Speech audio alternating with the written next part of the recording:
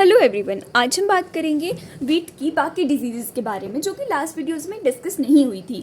इनमें से आ जाएंगी powdery mildew of wheat, Alternaria blight और ईयर कॉकल डिजीज। तो सबसे पहले शुरुआत करते हैं पाउडरी माइल्ड्यू ऑफ वीट के साथ। अगर इसकी बात की जाए तो ये ह्यूमिड और सब ह्यूमिड रीजन में हमें देखने को मिलती है। राइट, इंडिया में नॉर्दर्न और सदर्न हिली रीजन्स में ये डिजीज़ काफ़ी ज़्यादा देखने को मिलती है। अगर मैं इसकी सिम्टोमेटोलॉजी की बात करूँ तो इसमें लीफ के अपर सरफेस के ऊपर हमें वाइटिश या ग्रेइश कलर का पाउडरी सब्सटेंस देखने को मिलता है। राइट, अब ये जो पाउडरी सब्सटेंस होता है, आप सोचेंगे कि ये क्या है, मतलब कैसे इसके ऊपर पाउडर बन जाता है।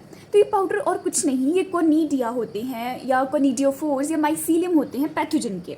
एज डिजीज़ प्रोग्रेसेस, जैसे जैसे डिजीज़ बढ़ती जाती है तो अब ये जो पाउडरी सब्सटेंस है इसके अंदर हमें ब्लैक कलर के डॉट्स भी देखने को मिलते हैं। ये डॉट्स और कुछ नहीं है, फ्रूटिंग बॉडीज़ होती हैं।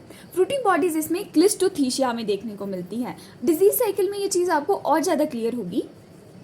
अब इसके अलावा जैसे कि जब लेटेस्ट स्टेजेस आती हैं तो जो हमारी लीव्स होती हैं वो ड्राई अप हो जाती हैं। ड्राई अप होने से क्या होता है कि हमारा जो ग्रेन का साइज़ होता है वो काफ़ी ज़्यादा रिड्यूस हो जाता है। ये कैसे होता है? ग्रेन का साइज़ इसलिए रिड्यूस होगा because the photosynthesis area is reduced, जिसकी वजह से फोटोसिंथेट्स कम बनेंगे और फोटोसिंथेस जब कम बनेंगे तो उसकी वजह से क्या होगा कि हमारा ग्रेन का साइज़ बहुत ज़्यादा रिड्यूस हो जाएगा। तो ये इसके कुछ सिम्टम्स थे। अब बात करें अगर कॉजल ऑर्गेनिज्म की, तो आपने काफ़ी जगह पढ़ा होगा कि ये एरेसिफिक ग्रामिनेस होता है। जितने भी हमारे पाउडरी माइल्ड्यूज होते हैं उनका जो भी कॉजल ऑर्गेनिज्म होता है वो एरेसिफी ही होता है। बट अब रिसेंटली इसका नाम जो है वो ब्लूमेरिया ग्रामिनेस कर दिया गया है। तो आप कुछ भी लिख सकते हैं, बट अगर आप ब्लूमेरिया ग्रामिनेस लिखेंगे then it will be more correct, right. अब अगर बात की जाए इसके और फीचर्स के बारे में, तो ये सेप्टेट होते हैं। इसका जो भी माइसीलियम होता है वो सेप्टेट होता है। कोनिडिया की बात करें तो इलेप्टिकल, हाईलाइन और सिंगल सेल्ड होते हैं। और इसका जो पिक्यूलियर फीचर होता है वो ये होता है कि जो हमारे कोनिडिया होते हैं वो चेन की फॉर्म में अरेंज होते हैं। मैं डायग्राम भी शो करूँगी इस चीज़ का। इसके अलावा जो कोनिडियोफोर होते हैं उन्हें ओडियम टाइप बोला जाता है। ओडियम टाइप इसलिए क्योंकि कोनिडियोफोर जो होगा वो नीचे होगा, उसके ऊपर जो कोनिडियाज होंगे ना उन्होंने चेन लाइक स्ट्रक्चर बनाया होगा, इसलिए से ये बोलते हैं। कोनिडियोफोर भी यूनिन्यूक्लिएटेड है, एलिप्सॉइड या बैरल शेप का होता है। बैरल शेप इज़ इम्पॉर्टेंट कि इसका कोनिडियोफोर जो है वो बैरल शेप का है, राइट। अब पढ़ते हैं इसकी एपिडेमियोलॉजी के बारे में। एपिडेमियोलॉजी का क्या मतलब है कि क्या फेवरेबल कंडीशन है डिजीज़ की डेवलपमेंट के लिए। तो इसके लिए हमें टेम्परेचर 20 से 21 degree Celsius, dense crop canopy, poor air circulation. Dense crop canopy में क्या होगा कि पुअर एयर सर्कुलेशन होगा, जिसकी वजह से डिजीज़ फैलने के चांसेस जो होंगे वो काफ़ी ज़्यादा बढ़ जाते हैं। ड्राई वेदर इसके लिए चाहिए होता है। सॉरी, ऊपर भी मैंने ह्यूमिड कंडीशन बोला होगा, बट पाउडरी माइल्ड्यू वहाँ ज़्यादा होगा जहाँ थोड़ा सा ड्राई वेदर भी होगा। इसके अलावा पोटेशियम डेफिशिएंट सॉइल में हमें जो पाउडरी माइल्ड्यू है वो काफ़ी ज़्यादा देखने को मिलता है।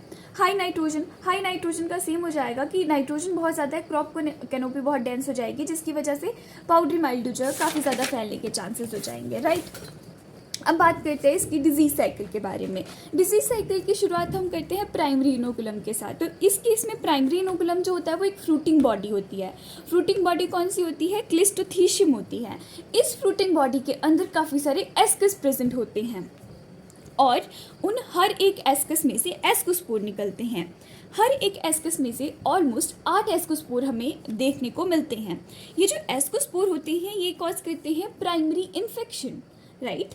प्राइमरी इन्फेक्शन जब कॉज होगा तो हमें सिम्टम्स देखने को मिलेंगे। सिम्टम्स क्या देखने को मिलेंगे कि हमें पाउडरी सब्सटेंस देखने को मिलेगा लीफ के अपर सरफेस पे। अब मान लो जो पाउडरी सब्सटेंस बना है, तो मैंने आपको पहले बताया था जो पाउडर है वो क्या है? कोनिडिया है। तो वहाँ पे प्रोडक्शन किसकी हुई? कोनिडिया की हुई। अब ये कोनिडिया जर्मिनेट करेंगे और सेकेंडरी इन्फेक्शन कॉज करेंगे। मतलब सबसे पहले कैसे समझा सकती हूँ मैं, एक प्लांट था हमारे पास, उसके अंदर डिसीज़ कैसे आई? पहले से क्लिस्टोथीशियम प्रेजेंट था, मे बी प्लांट डेब्रिस में प्रेजेंट हो या सॉइल में प्रेजेंट हो। उस क्लिस्टोथीशियम ने इस प्लांट के ऊपर इन्फेक्शन किया और वहाँ पे एस्कोस्पोर प्रोड्यूस हुए, प्राइमरी इन्फेक्शन हुआ। प्राइमरी इन्फेक्शन मतलब ये हमारा ये जो प्लांट है ये इन्फेक्ट हुआ।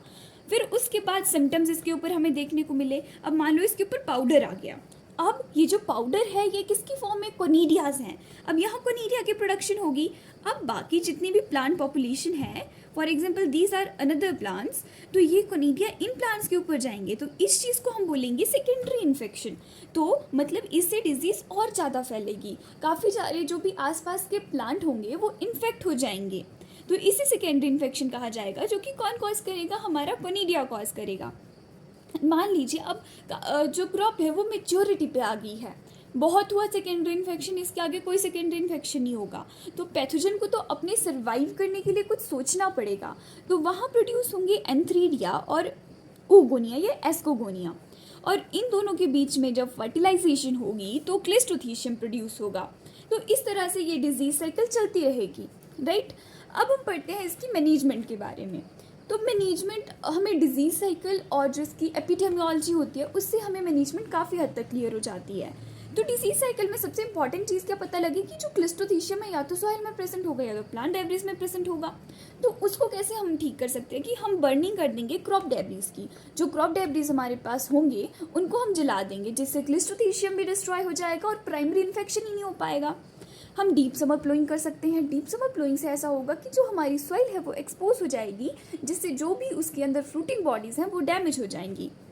Judicious dosage of nitrogenous fertiliser, क्योंकि अगर नाइट्रोजिनस फर्टिलाइजर ज़्यादा डालेंगे तो उससे क्या होगा, हमारी क्रॉप बहुत डेंस हो जाएगी, तो डिजीज़ को फैलने में ज़्यादा आसानी होगी। फॉर एग्जाम्पल इसमें जो सेकेंडरी इन्फेक्शन है वो ज़्यादा जल्दी से होगा। इसके अलावा हम इसमें फंजीसाइड्स का यूज़ भी कर सकते हैं, ट्रायाडाइमेनॉल और ट्रायाडाइमेमॉर्फ एट द रेट ऑफ 0.15-0.20% हम कर सकते हैं। Resistant varieties that is DWR195 और DWR162 इसके लिए यूज़ की जा सकती हैं, ठीक है। तो ये थी हमारी पाउडरी मिल्ड्यू।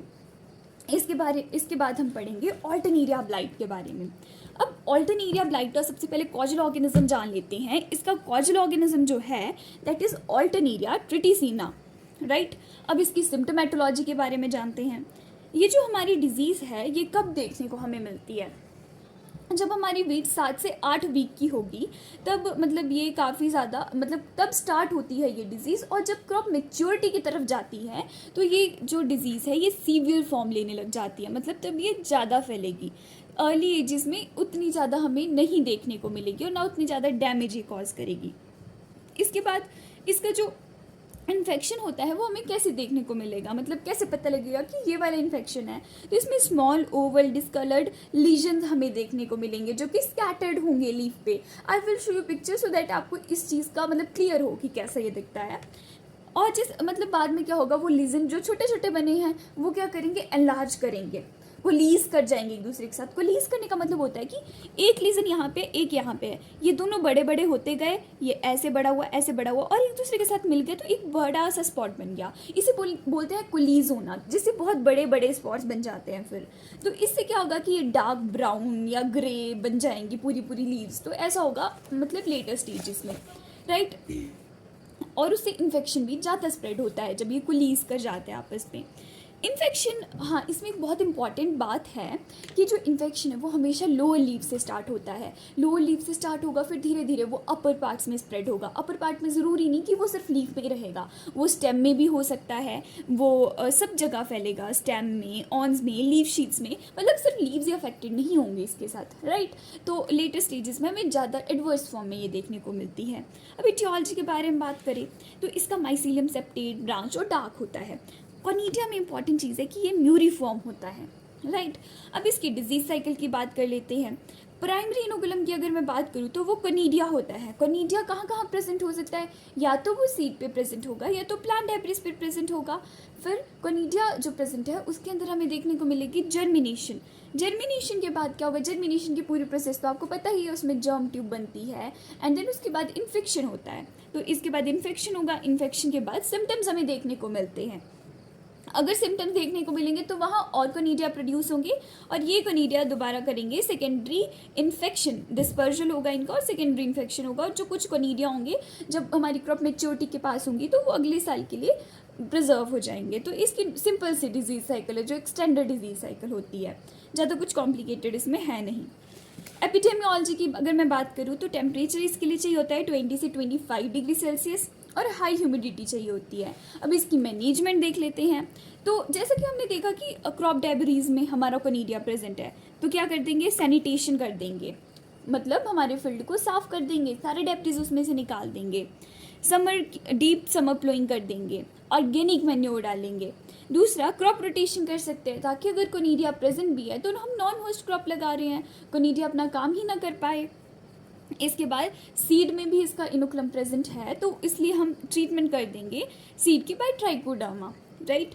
हम क्लीन सीड्स का यूज़ करेंगे और इसमें कॉपर ऑक्सीक्लोराइड मैनकोजेब की जो स्प्रे है वो भी काफ़ी इफेक्टिव प्रूफ होती है, राइट। तो आपने देखा कि मैनेजमेंट सारी डिजीज साइकिल और इसकी एपिडेमियोलॉजी से आ जाती है, राइट। तो रटना कुछ भी नहीं है, we have to understand only. अब हमारी जो लास्ट डिजीज़ है, काफ़ी इंपॉर्टेंट डिजीज़ है, उसके बारे में डिस्कस करते हैं। अब हमारी जो लास्ट डिजीज़ है that is year cockle of wheat. अब ईयर कॉकल ऑफ व्हीट में इंटरेस्टिंग क्या है और अलग क्या है, और जो हमारी डिजीज़ेस थी वो तो या मतलब बेसिकली फंगस कॉज कर रहे थे, बट ये जो डिजीज़ है ये एक निमेटोड कॉज कर रहा है, राइट। क्या नाम है इस निमेटोड का, एंगुइना ट्रिटिसाई। बेसिकली हम इसको पैथोलॉजी में क्यों पढ़ रहे हैं, निमेटोलॉजी में क्यों नहीं पढ़ रहे, क्योंकि ये जो हमारी डिजीज़ है मतलब ये जो भी है डिजीज़ है ईयर कॉकल डिजीज़, तो ये टुंडू डिजीज़ के साथ होती है। जब ये दोनों चीज़ें साथ में होती है ना तो ये काफ़ी एडवर्स फॉर्म में होती हैं, that's why we are studying here. तो इसका कॉजल ऑर्गेनिज्म एक नेमेटोड है that is Anguina tritici, right. अब मैं सिम्टोमेटोलॉजी के ऊपर आऊँ तो सिम्टम्स हमें लीव्स के ऊपर, स्टेम के ऊपर और फ्लोरल ऑर्गन्स के ऊपर देखने को मिलते हैं। इसमें हमें क्या देखने को मिलेगा, जो हमारी लीफ होगी वो कर्ल हो जाएगी, जो ऑन होंगे नॉर्मली स्ट्रेट होते हैं ना, मतलब एक वो डिस्टॉर्टेड सी फॉर्म में हमें देखने को मिलेंगे। कई बार गॉल्स हमें देखने को मिलते हैं ऑन्स के ऊपर, तो उन गॉल्स के बारे में भी हम आगे पढ़ेंगे, डिस्कस करेंगे। तो यही है, same twisted and crinkling of leaves, affected plant part look dwarfed, मतलब वो छोटा दिखेगा नॉर्मल प्लांट के कंपैरिजन में। Infected heads are shorter, broader and remain green for longer time. ये वाला सिम्टम जो है वो काफ़ी इंपॉर्टेंट है कि वो काफ़ी टाइम तक ग्रीन रहता है, ठीक है। हमें गॉल्स की फॉर्मेशन भी देखने को मिलती है।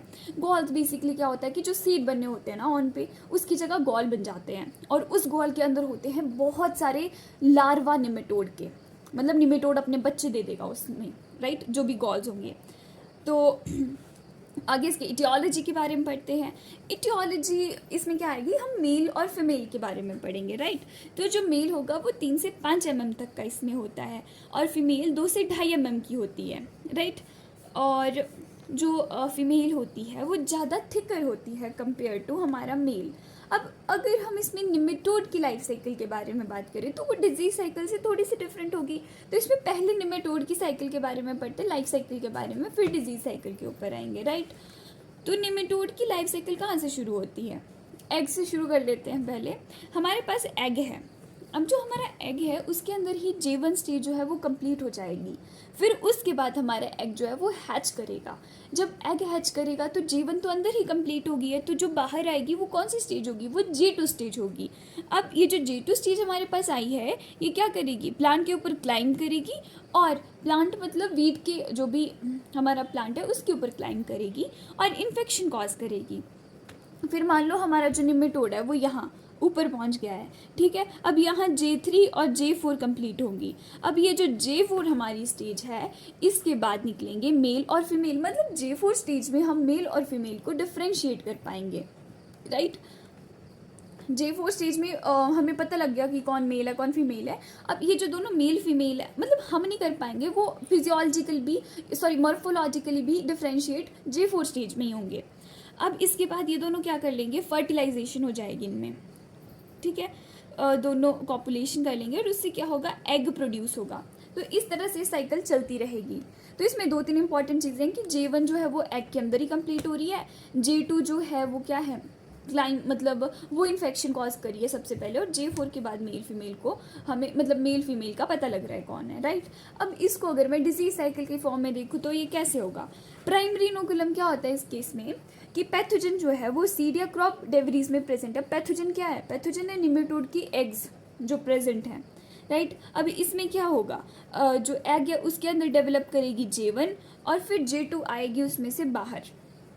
इसके बाद इन्फेक्शन ऑफ लीव्स, ग्रेन्स, ऑन्स, ये सारा देखने को मिलेगा बाय J2। उसके बाद इन्फेक्शन के बाद कौन सा स्टेप होता है, इन्फेक्शन के बाद आता है सिम्टम्स। अब जो सिम्टम्स प्रोड्यूस हो जाएंगे तो सिम्टम्स के बाद क्या होंगे, वहाँ J3 और J4 आएंगे। जो हमारा इन्फेक्शन था वो तो J2 ने कर दिया था, हमने पढ़ा था ना कि J2 ऊपर गया और उसने इन्फेक्शन कॉज कर दिया। उसके बाद सिम्टम्स आए और J3 और J4 आया। अब जो J4 है वो मतलब उससे निकलेंगे मेल और फीमेल, मतलब J4 स्टेज में हम मेल और फीमेल अलग अलग हो जाएंगे।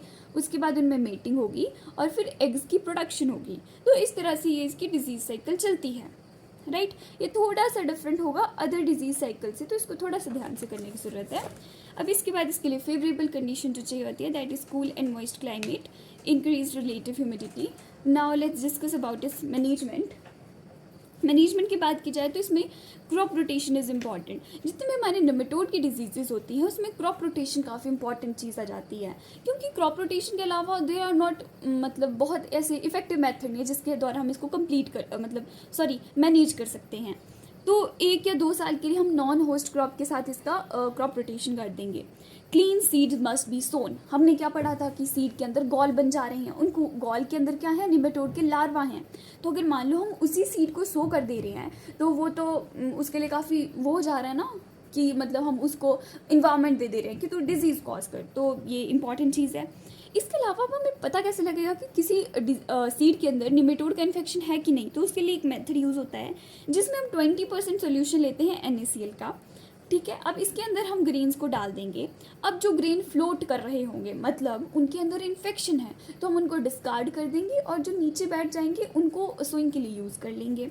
हॉट वाटर ट्रीटमेंट भी दे सकते हैं। हॉट वाटर ट्रीटमेंट में सबसे पहले प्री सोकिंग की जाएगी। प्री सोकिंग का रेलेवेंस हमने लास्ट वीडियो में भी डिस्कस किया था कि इससे एक्टिवेशन में हेल्प मिलती है। उसके बाद हम इसमें 50 डिग्री सेल्सियस टेम्परेचर में 2 घंटे के लिए इसको रखेंगे। इसके अलावा रेजिस्टेंट वेराइटीज़ का यूज़ हो सकता है और निमेटिसाइड्स जैसे कि निमेटोफॉस का यूज़ हो सकता है, राइट। तो ये थी हमारी वीट की सारी डिजीजेस। तो कैसी लगी आपको ये वीडियो? अगर अच्छी लगी हो तो इसको लाइक कीजिएगा और शेयर कीजिएगा। Thank you, bye bye.